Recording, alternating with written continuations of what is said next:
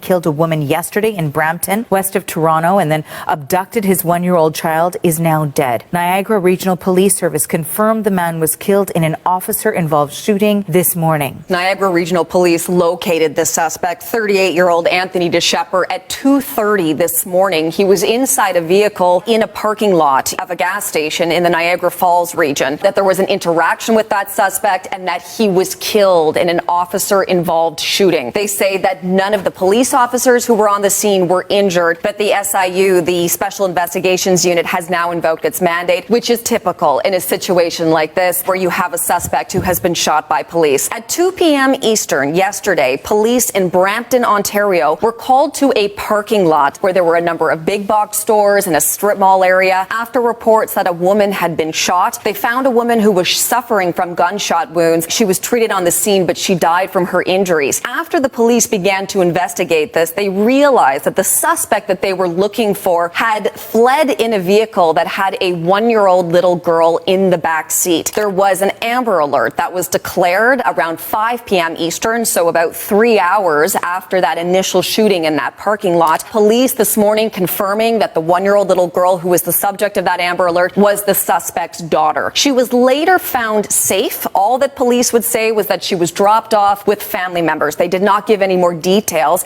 They canceled that Amber Alert, but then there was a shelter-in-place alert that was sent out for that Niagara region, in particular for the Crystal Beach, Fort Erie area. They were telling people to lock their doors and to windows and to not answer the door to any unknown persons while they looked for that 38-year-old suspect, Anthony DeShepper. At some point, that shelter-in-place order was canceled because the Niagara area police said that they believed that he had left that area. But of course, the search continued for him, all of that leading to that incident around 2:30 this morning with that officer-involved shooting. The suspect